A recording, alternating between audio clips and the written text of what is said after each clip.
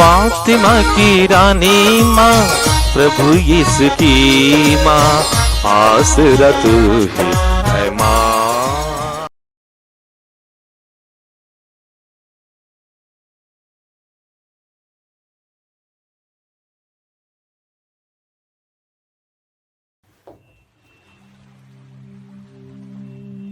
पहला पाठ प्रेरित चरित्र, अध्याय 3, पद संख्याएं 11 से 26 तक। आप लोगों ने जीवन के अधिपति को मार डाला, ईश्वर ने उन्हें मृतकों में से जिलाया है।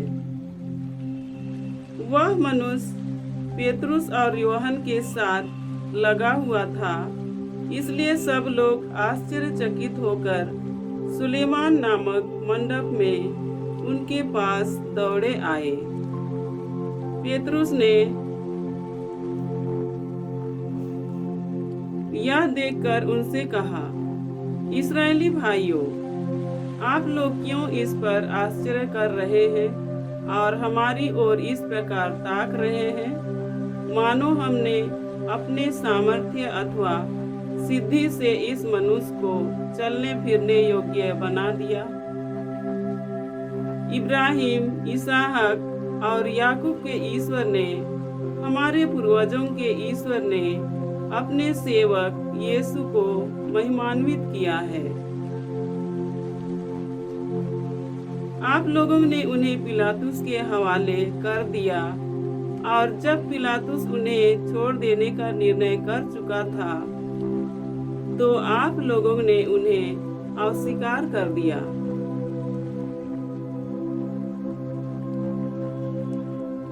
आप लोगों ने संत तथा धर्मात्मा को अस्वीकार कर हत्यारे की रिहाई की मांग की।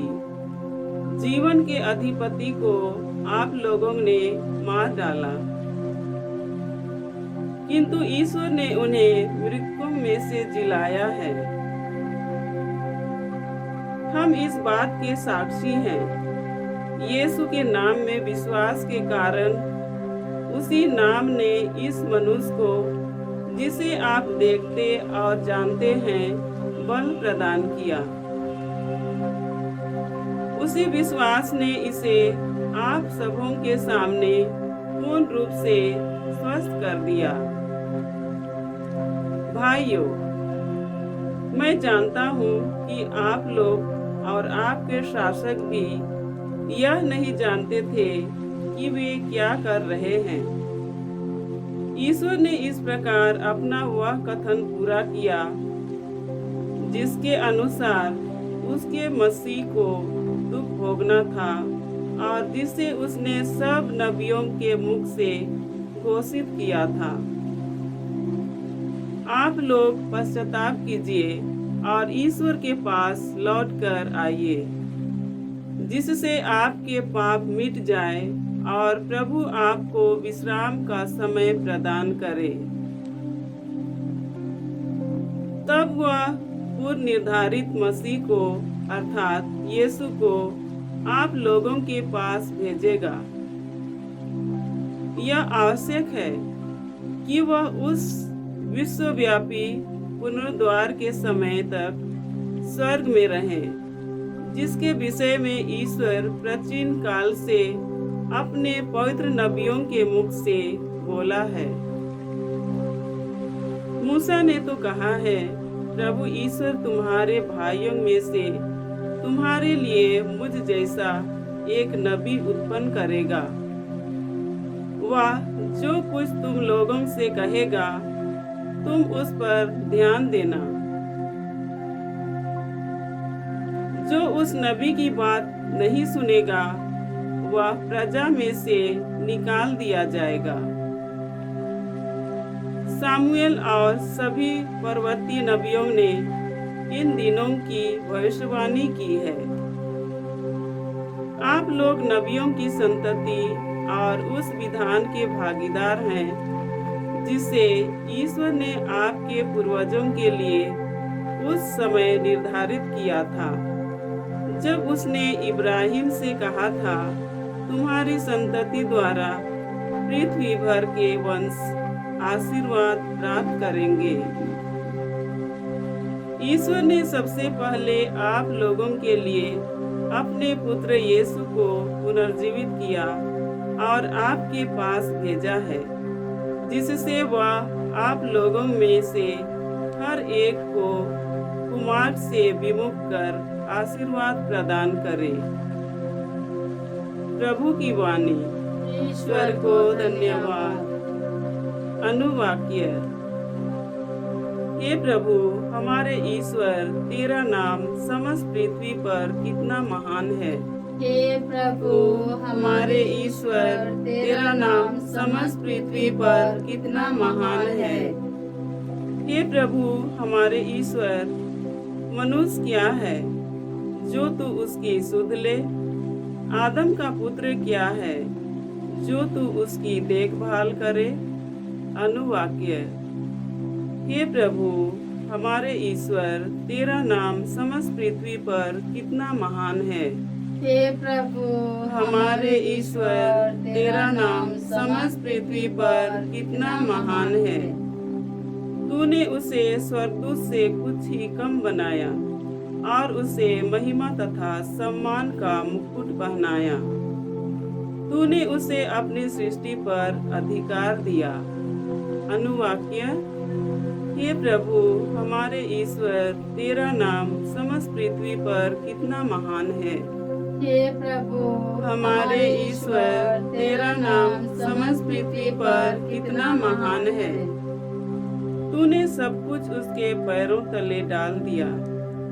सब भेड़ बकरियों, गाय बैलों और जंगल के बनेले पशुओं को, आकाश के पक्षियों, समुद्र की मछलियों और सारे जलचारी जंतुओं को। अनुवाक्य।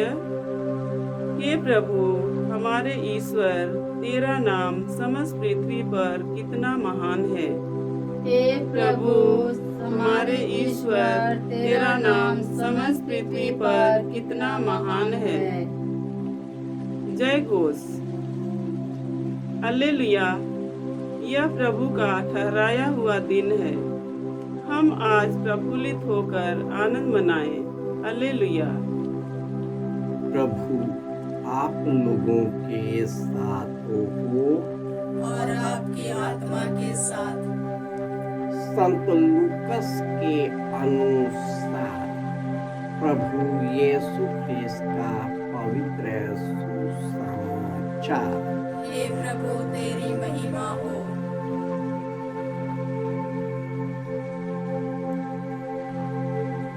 अध्याय 24 पद संख्याएं 35 से 48। शिष्यों ने भी बताया कि रास्ते में क्या क्या हुआ और कैसे उन्होंने यीशु को रोटी तोड़ते समय पहचान लिया था। वे यह सब बता ही रहे थे कि यीशु उनके बीच आकर खड़े हो गए। उन्होंने उनसे कहा, तुम्हें शांति मिले। परंतु वे विस्मित और भयभीत होकर यह समझ रहे थे कि वे कोई प्रेत देख रहे हैं।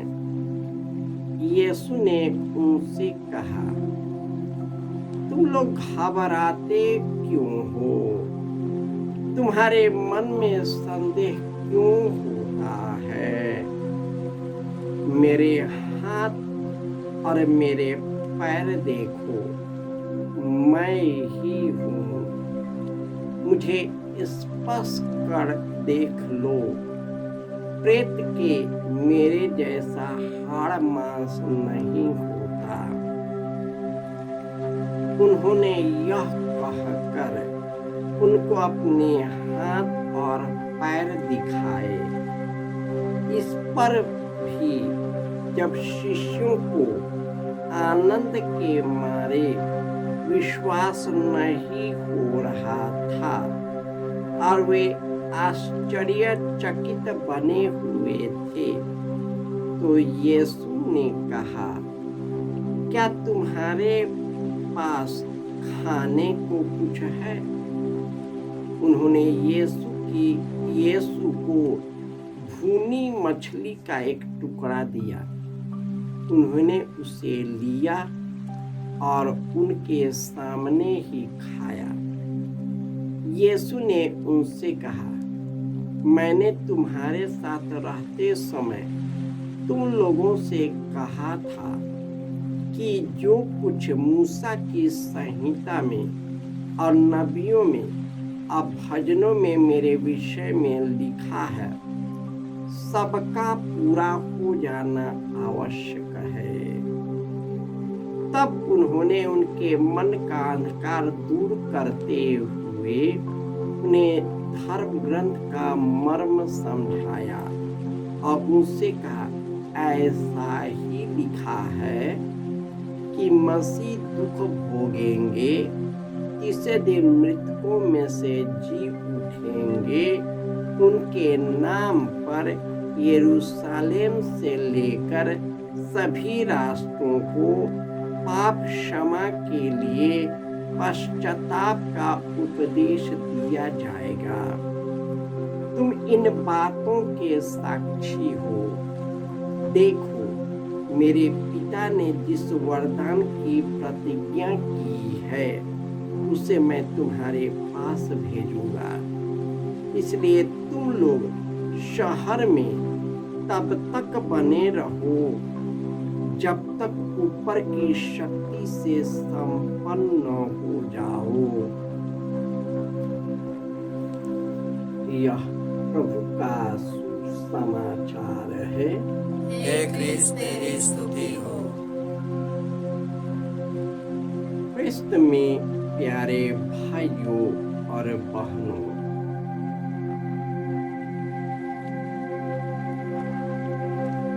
हम जानते हैं कि यीशु ने जितने मिशन कार्य किया, चिन्ह और चमत्कारों को किया, बहुत सारे रोगियों को चंगा किया, पश्चाताप का बपतिस्मा नहीं, उन्हें क्षमा किया, फिर भी शिष्यों को समझ में नहीं आया। लेकिन जब मरियम को दर्शन दिया और मरियम शिष्यों को बताया, तो उन लोगों ने विश्वास नहीं। उन्हीं में से 2 शिष्य यरूशलेम से एमाउस के रास्ते जा रहे थे।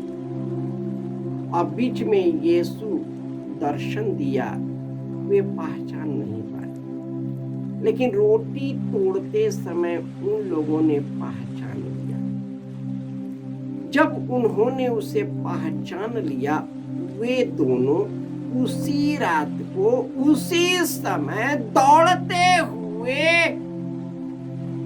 अपने भाइयों को जाकर बताया, और उसने बताया कि रास्ते में क्या क्या हुआ और कैसे उन्होंने यीशु को रोटी तोड़ते समय पहचाना।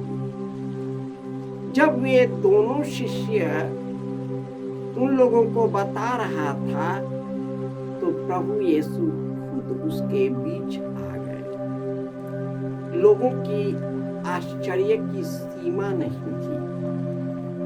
वे यीशु के पुनर्जीवित यीशु को देखकर उसमें जान आ गया। जो मरे हुए थे, दुखी थे, परेशान थे, कई प्रकार के ग्लानि से भरे हुए थे, वे सब निकल गया। वे आश्चर्य भी कर रहे थे, खुशी के मारे उनको विश्वास भी नहीं हो रहा था। फिर भी यीशु उनको दर्शन देते हुए कहा कि तुम गलीलिया छोड़कर नहीं जाना। जो मैंने तुमसे वादा किया था, मेरा सहायक पवित्र आत्मा उतरेगा और सब कुछ तुमको बता देगा। जैसे यीशु ने कहा था वैसा ही हुआ। पेंतेकोस्त के दिन सब शिष्य बदल गए। अब पेतरुस और याकूब सुंदर फाटक एक मंदिर के में जा रहे थे, तो उन लोगों ने यीशु नाजरी के नाम पर एक लंगड़े को चंगा किया। उसको चंगा करते देख सब लोग उनकी आराधना करते। तब उन लोगों ने साक्ष्य दिया कि आप लोगों ने जिसे मार दिया है, जिसे पिलातुस छोड़ने के लिए तुम लोगों को कहा था, तुम लोगों ने उसे क्रूस पर चढ़वा कर मरवा दिया है। लेकिन स्वर्ग और पृथ्वी के ईश्वर ने उसे महिमान्वित किया है। इसलिए तुम पश्चाताप करो, उनकी आत्मा से भर जाओ, तुमको और तुम्हारे परिवारों को कृपा और शांति मिलेगी। यह सब कैसे हुआ? यह इस प्रकार हुआ कि पुनर्जीवित यीशु के आने से उनके जीवन की काया पलट गया। जब पवित्र आत्मा उन सबों पर उतरा तो उनके अंदर से मृत्यु का डर निकल गया। अब वे यीशु के नाम पर कहीं भी जाने को तैयार थे, कुछ भी करने को तैयार है, क्योंकि वे ईश्वर की महिमा से भर गए। आज हमारे देश में बहुत ही डरावना दृश्य है यीशु के नाम पर, क्योंकि यीशु सबको डराते हैं। उनके लिए और डरावना है जो ज्योति पे नहीं चलते, जो कुकर्म करते हैं, झूठा चीज बोलते हैं और झूठे चीजों का प्रचार करते हैं। परंतु ईश्वर को कैसे झूठा बनाओगे? कब तक बनाओगे? वह मरने वाला नहीं। लेकिन दुखद बात है कि हमारे विश्वासियों का डर इतना पैदा हो जाता है कि वे इसी दुनिया और जीवन में चिपक जाते हैं। और जो अनंत जीवन यीशु लेकर आया था उससे हम विमुख हो जाते हैं। हमें पवित्र आत्मा से भरने की जरूरत है, ताकि पवित्र आत्मा हमको स्पष्ट रूप से यीशु के पास ले जाएगा और हम वही कार्य करेंगे जो यीशु ने किया था। आइए हम सहृदय यीशु के पास आए, पुनर्जीवित यीशु में विश्वास करें, पुनर्जीवित यीशु की ज्योति हम सबों में प्रवेश कर जाए और पवित्र आत्मा से भर जाए। जय यीशु।